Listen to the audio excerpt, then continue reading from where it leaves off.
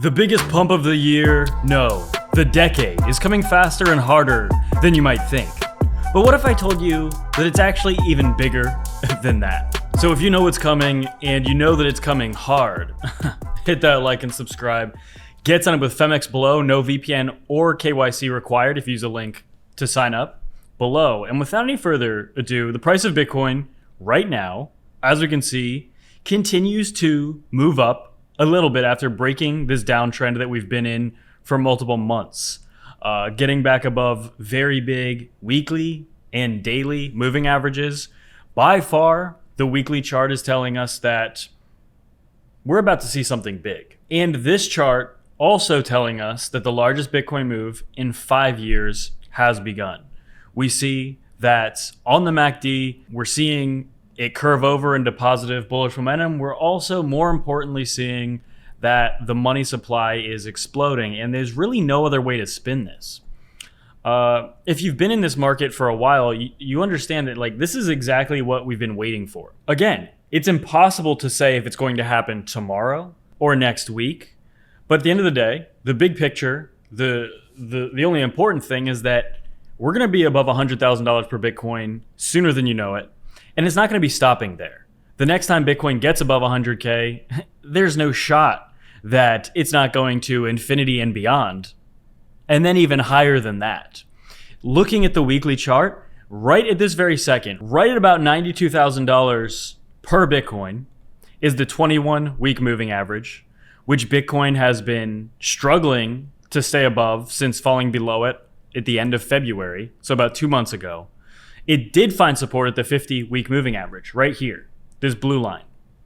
And, as you can see, just look on this chart back in September of 2023, and then in September of 2024, the 50-week moving average is where Bitcoin found support. And here we are in the very first quarter, now in the second quarter of 2025, Bitcoin has also found support here.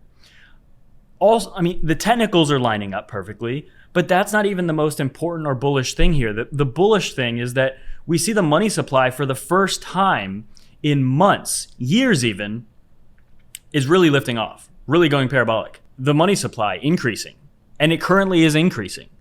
And it's no surprise that we're seeing Bitcoin go up. In fact, this is what we've been saying, right? This is exactly what we've been expecting, and it's slowly happening. And by the time some people get convinced that we're going to go up, it'll be $110,000, $120,000, $150,000 per Bitcoin.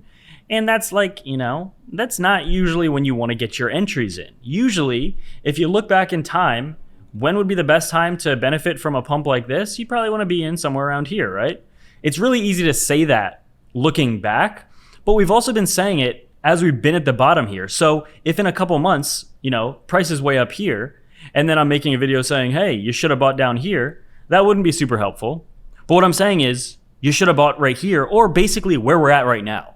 Because $150,000, $200,000 per Bitcoin not only is extremely realistic this year, I think Bitcoin is long overdue for an actual pump. This Bitcoin specifically, but also altcoins have been so underperforming so much. I think this market is due for a massive disruption, a massive increase in price. And when we get these things like the Fed easing, if we see the beginning of quantitative easing, which is the next step, and we see the money supply rising like we are seeing right now, and it takes a little time after it starts rising for Bitcoin to reflect the price, but at this very second, it already is starting to reflect that. And we're seeing, for example, this weekly, we just as of today got the weekly bullish cross on the RSI. Look at this MACD, which we've been talking about for the last few weeks. We've been talking about this switching to a positive momentum. All these line up to, the biggest breakouts of the bull cycle. I think it's very likely we hit, minimum 150,000 in the next few months. Again, I think it's probably going higher than that. And I think altcoins have a lot of gains to make up. For every 1% Bitcoin dumps, sometimes alts dump, 3, 4, 5%. And in these bull markets, typically for every 1% Bitcoin pumps, some alts will move up 3, 4, 5%. And especially because alts have been underperforming so much this year and last year and the year before, actually, alts have just been doing awful. I think alts have so much room to make up. I mean, one of the major things that to look at is Bitcoin dominance. Look how high it is. It's up at about, I mean, it's ridiculously high, right?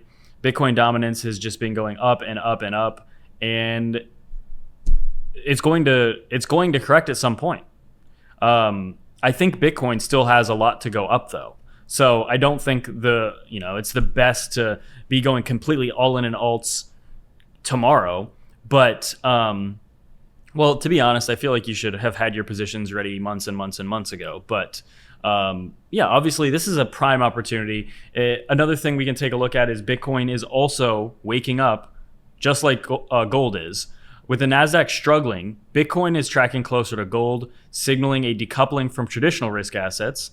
And you can see if we actually look at this chart here, gold and Bitcoin doing really well, while traditional assets like the NASDAQ or the DXY are not doing as well. It's a new asset class narrative being formed in real time. Bitcoin breaking out of the tech stock bucket into a store of value frame built for volatility. Again, I don't think we've seen anything of what Bitcoin's truly going to do in terms of performing during these bull markets yet. I think Bitcoin is at an inflection point.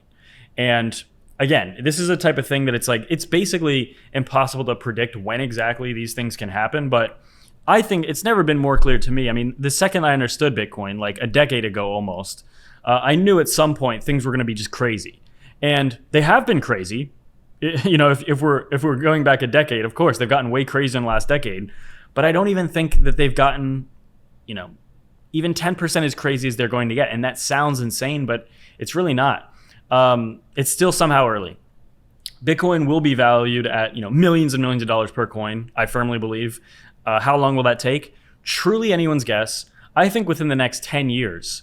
When will it hit $1 million per coin? Well, I was going to say something akin to like maybe next cycle, but again, as I've been saying, and as most people agree now, these cycles are changing. The cycle, fundamentally, for the first time ever, this cycle was different, with Bitcoin hitting an all-time high before the halving for the first time ever. Now, if you look at cycles, Bitcoin is taking a lot longer to go up, and it's not necessarily following exactly what it has done in the previous cycles. But I think that's a good thing, because I think that, as we all know, diminishing returns has been a feature of Bitcoin, and that's not a great thing if you want to make gains with Bitcoin. But I think that is going to change soon. Meaning, diminishing returns, I don't think will apply for a while. Meaning, I think Bitcoin could just go on a parabolic capital absorption run, where it just keeps going up and up and up and absorbing a lot of capital and acting as a safe haven and a store of value. Bitcoin acts like a safe haven today, according to Bloomberg. Okay, I didn't say this. This is what Bloomberg said today. It's been a safe haven for years, though. That's like the key point. Especially if you actually look at fiat being devalued, Bitcoin has been a safe haven. It's just that a lot of people don't understand that, and they don't look at it in terms of how devalued fiat currencies have become, more and more devalued. But it has been a safe haven. I store like all of my wealth in Bitcoin. Why? Because it's the best store of value. If you look over the long term, and this is like the test, right? If you look at Bitcoin week by week, month by month, sometimes it sucks. Sometimes the price doesn't go up that much. Sometimes it's boring. Sometimes it's easy to get pessimistic on it. But if you look at it, if you really zoom out and look at it, as for some reason, people don't understand how to do this. It's literally a baby can do this. And this specific chart only goes back to 2015. The real chart really, it basically looks like this, right? Over a long enough time, Bitcoin just basically goes up and up and up only. And it's only been around for about a decade and a half. But in the last decade and a half, it has outperformed everything drastically. So yeah, if you have a long-term, if you actually, I hate saying the word long-term, because long-term just means more like, who cares what Bitcoin does day to day? Honestly, I don't. But what you should care about is what Bitcoin has actually done since it was created. And all it's been is the best store of value in the history of humankind. So with the money supply going up here, Bitcoin having this retracement recently, having a typical about 30% bull market retracement, as we are about to shift most likely into way more favorable monetary policy for risk assets. More specifically, Bitcoin specifically, not necessarily just risk assets, but Bitcoin specifically. I just have a hard time making any bearish case for this asset. And the people on CNBC for the past couple of months have been avoiding talking about Bitcoin and talking about it with that tone of like a sarcastic tone and just being kind of pessimistic, and they demean it. Again, we're going to see those people on CNBC coming out in a month, 2 months, when Bitcoin's at $150,000, $200,000 per coin, saying, see, I told you so, you should have bought Bitcoin. Meanwhile, they're not saying that right now. Most of those people are not saying that. They're afraid to talk about it. And just like always, these people on CNBC, man, some of these people are hedge fund managers and people that manage like billions and billions of dollars, and yet they're missing, still somehow, many of them are missing the easiest, most lucrative and sensical approach to the markets, which is just buying Bitcoin. Still, they're missing it. And that's another reason we know we're still early. When everybody on CNBC is telling you to buy Bitcoin in bull markets and bear markets, that's how you know you're late to Bitcoin. But here we are, still in a bull market, by the way. People on CNBC are not overall just screaming from the rooftops to buy Bitcoin. Soon, in the future, they will be, but that's when it's going to be too late. And you're not too late, but soon you will be. And get started with MX below if you want to buy Bitcoin, altcoins, or trade. No KYC or VPN required using my link below. With that, really good.